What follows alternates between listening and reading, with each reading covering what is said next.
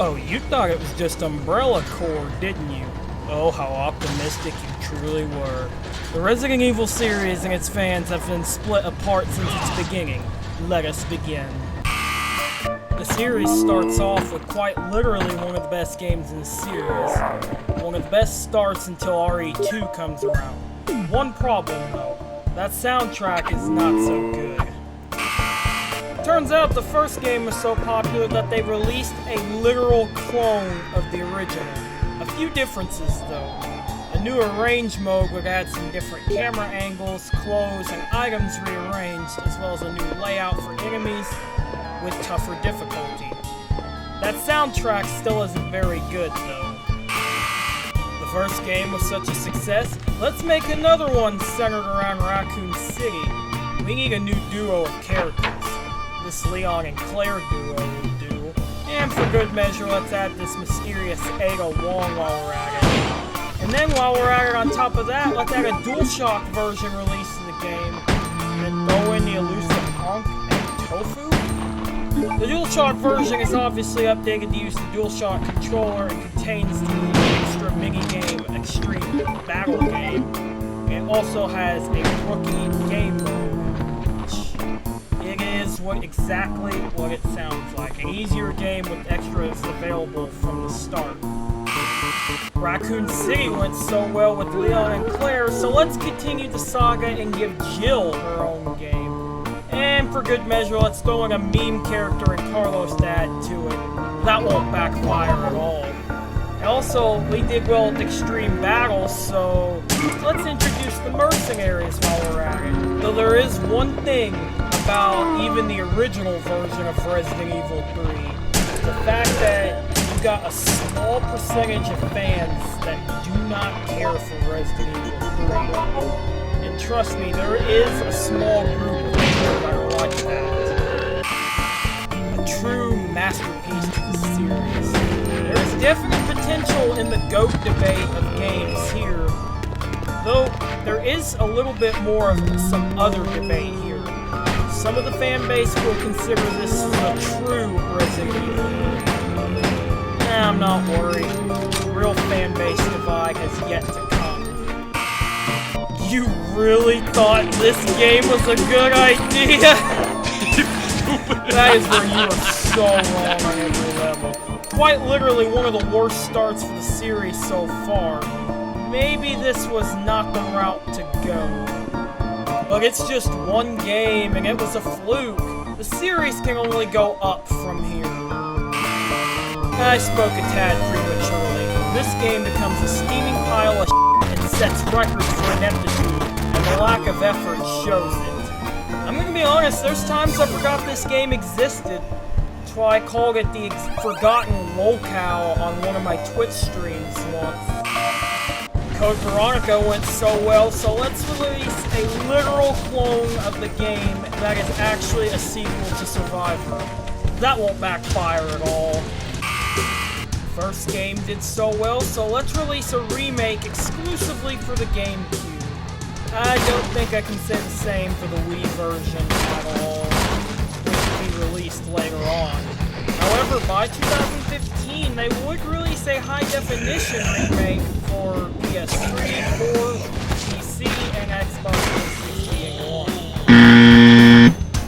1. Okay, yeah, that comment might be a little bit worrying right there about the whole action-oriented approach. I'm not worried right now. We'll just see where this goes. We need a backstory to the first game, so why not release a prequel? Personally, in my opinion, this might be one of the more underrated games in the series. Like Resident Evil Remake, there would be releases on the Wii, and then there would be an HD port for PS4, Xbox One, and PC later on. This doesn't seem like something the fan base seems to approve of. This is nothing yet. Oh boy, another light gun shooter. Haven't they learned their lesson? What people fail to realize is this game is by far the worst of the 3 light gun shooters. Oh, did I mention this is in first person when aiming, but third person when you're not? Not to mention the assault rifle is an eyesore with its muzzle flash. No wonder this game is such a forgettable lolcow. The era of online gaming in Resident Evil has arrived. And what better way to kick that off than with a multiplayer style game in Outbreak? Unit lost. Oh, they didn't keep the North America servers up for long? Well, I'll be damned. And then there was that whole shit show with the whole European release being delayed. And let's not get into that dumpster fire that was the network issues with the multiplayer and the servers. I think that pretty much explains itself. First game did so well, so let's release a second game. And yes, they did use all the same characters from the first game. Like the first game, the servers was brought back to a fan-made server in 2014. There were a few notable differences within all the games. And like the first game, File 2 was met with heavy criticism. I do wonder how a third game would have looked if it hadn't been canceled. So many things. Where do I begin with this one? Yes, it is a fan favorite, but this game is considered turning one of the series. Remember that thing Capcom said about switching to an action-oriented approach? Let's just say this would be the latter, or the early stages of it. Let's not jump to conclusions. The game had many new advances in gaming at the time, with its universal acclaim for the story, the gameplay, the graphics, the voice acting, the characters. Remember, it was often named one of the best video games ever made, winning multiple Game of the Year awards in 2005, and influenced the evolution of survival horror and third-person genres, popularizing the over-the-shoulder third-person view. And like I said, it is still a fan favorite and has had many ports to newer consoles, including that completely overhauled HD edition for the PC, PS4, and Xbox One. We do not talk about the 2007 PC port. That one was a f***ing heap. And of course, you know, there was several proposed ideas for Resident Evil 4 before the current one we know today became the final draft. I do wonder what it would have been like, the series in general, if they would have used some of those ideas instead of the current one.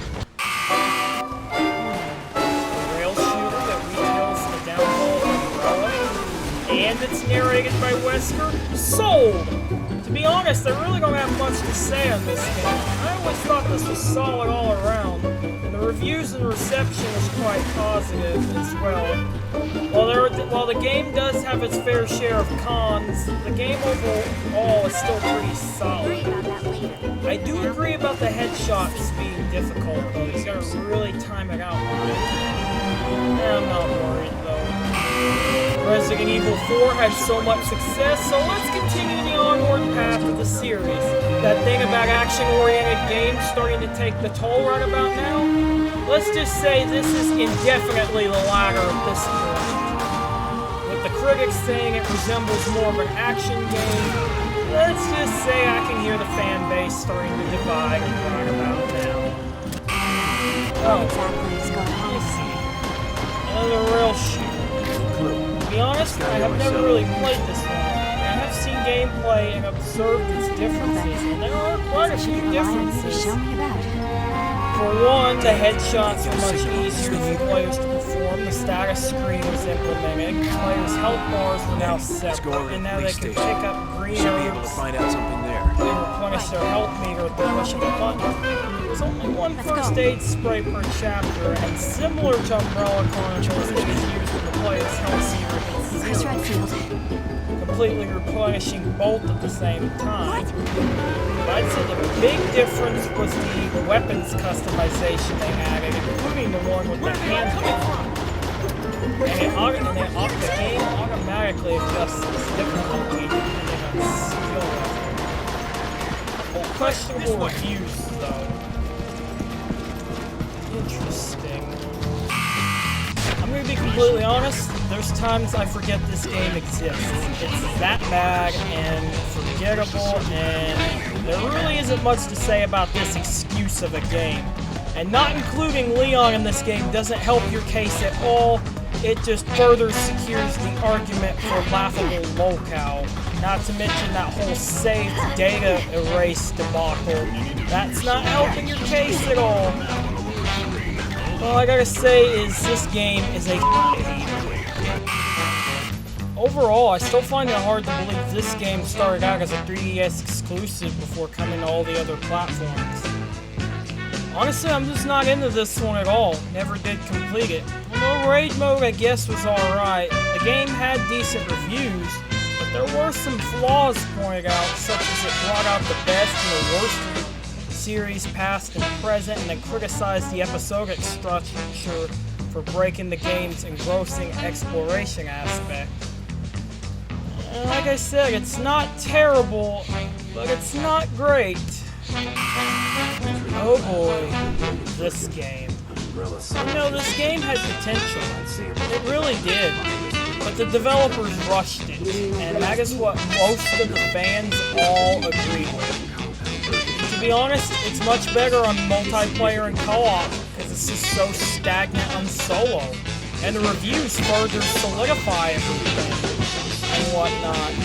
And it's funny how Capcom considers the game a big success, but the development team found the critical reception challenging. And that's not a good thing.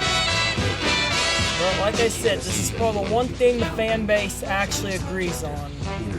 But this is just the tipping point of the iceberg. I have waited a long time to do this, and now I have the chance.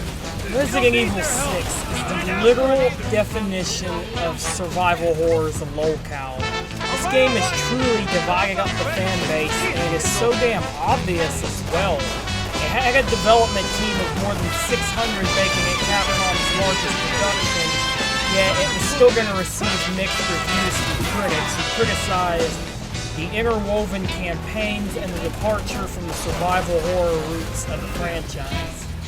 And yet it still sold over 10 million copies. I mean, hell, even a lot of the critics didn't even like the game, because, like, you go and look at the reviews, and a lot of them are very, very mixed. As for the campaigns, I'd say Leon's is probably the strongest and the closest we will ever get to seeing the survival horror roots. Ada's campaign kind of has that diverse flavor, whereas Jake's campaign, it just doesn't delight, and don't even get me started on Chris's campaign. That bull's just flat out unplayable and a bunch of idiotic cutscene dialogue.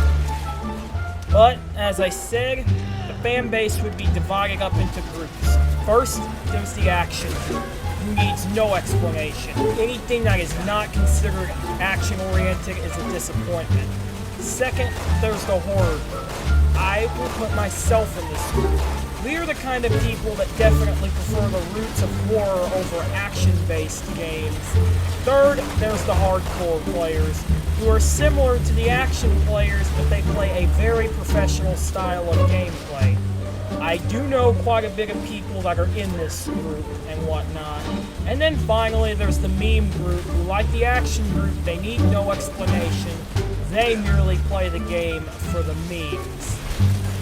I will admit, though, the game is decent on co-op, but on solo, no. It is very stagnant and probably could not pay me to play the game on solo. That's all I gotta say. Yeah, this game is definitely a dumpster fire within its own heat. This game, like the first one, is very mixed between critics. While I found it more playable, I didn't care for the campaign much. And the fact that the developer explained that the main series would remain more action-oriented, that pretty much cemented the series' fate. And what I didn't like, the fact that they released it in a weekly episodic format, and that didn't cut it for me. But the whole fan base actually agreed that they did not care for the episodic release part. Though, raid mode was far better than the first one, and it was a lot of grinding, though. I mean, at least it didn't have the bull that Resident Evil 6 had. about this game. Can't call it a hot take because it's facts. This game is honestly a bigger lolcow than Resident Evil 6. Literally everyone hated it. Like Operation Raccoon City, the game had potential, but Capcom rushed it. Don't even get me started on the single player on this game. The AI was terrible, and 3 hits and you're down. Although there is some intriguing mystery. Apparently there are some voice clips that play at the end of matches that hints that it could be Wesker, or at least a clone of him. If it were true, that at least makes the lore more interesting, but that's it. Like Resident Evil Dead Aim, there is third-person movement and first-person aiming. You know you're getting into uncharted waters when critics start comparing your product to either Call of Duty or Resident Evil Operation Raccoon City. Overall, the game was pointless in every aspect, but regardless, the fan base would be heading towards more divide. Wait, am I seeing this right? A return to survival horror roots? And the return of save rooms and boxes? This is a great day for the horror group. Oh, let's cut the crap. They brought in a new meme character in Ethan Winters. Okay, I spoke a tad prematurely. The game all around is pretty good, and the move to first person really added to the great elements in gameplay, but here's the problem. The fan base is still in turmoil. Remember that action group I mentioned? Well, it turns out a lot of them want nothing to do with Resident Evil 7, and neither does some of the meme. I guess some things don't change. There was a little bit of slight criticism when the demo came out. The game had drawn some comparisons to a cancelled demo for Silent Hills. But this was later dispelled when Capcom said that Resident Evil 7 was in development well before the demo to PT. Like I said, I guess some things never change. They finally did it. We got the remake of Resident Evil 2 that we wanted. And not like that remake's the first game either. It was a complete overhaul and in third person. Development began in 2015. And I'm sure we remember the "We Do It" memes from when it was announced. I also like the addition of the Ghost Survivors DLC. I have not played it myself yet, but I really liked the gameplay of it. The game was even nominated for Best in Show at the Game Critic Awards in 2018. Overall, the game was fantastic. Not much to say about it there. While this game was alright, here's the thing. Nobody wanted a remake of Resident Evil 3, no one asked for it either. And they took so much out of the remake that was in the original. And that was I know that was one thing criticism was targeted towards, that and the game's really short length. And I gotta tell you, the AI was some real bull as well. The fact that you could press the button to shake them off and you still took damage. I mean, honestly, not much to say about all this. My jury's out. It was alright, but I personally wouldn't play it a lot. You really expected this to work? But it didn't. It's obvious this was Dead by Daylight masked into Resident Evil, and the game started out great, but it got broken over time. And when you got IGN criticizing the game for unbalanced and lacking visual diversity, you have got some issues with your game. And it was also criticized for the game's poor connection quality, and it didn't have dedicated servers. Like, for example, the player who was the mastermind was the host of the game, meaning the players would be at their mercy of their quality of the mastermind's connection. And not to mention the large number of technical issues that were identified, which were said to make the game almost unplayable. Stutter and the fact that it takes almost 3 seconds for enemies to react after being shot were highlighted as the most common of issues. So much potential was there, and then they let it get broken. We knew this was coming. Not only did we see the return of Ethan Winters, but an even better story as well. The developers, I think, really outdid themselves with this one, even adding a few things that was very similar to Resident Evil 4. including a new merchant known as the Duke. Well, and then of course you know about all the Lady Dimitrescu memes. I would say all the fans like this one, though I would say you do have a small group that, believe it or not, they not only not like 6, but they also don't like 7 or Village. The group is small, but it's there.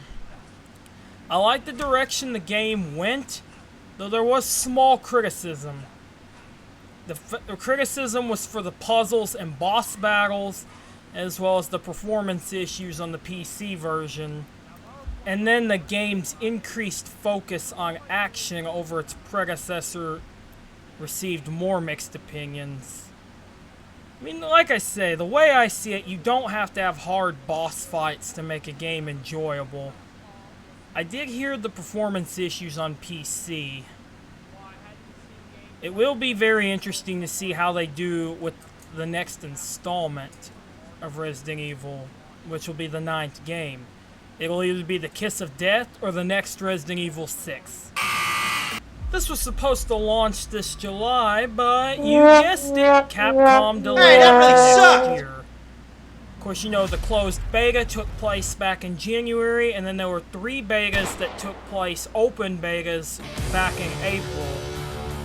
You know, I said it once, I'll say it again, the multiplayer has potential, but if they let it go like Resistance did, it will flop quick. It will be interesting to see how it all turns out.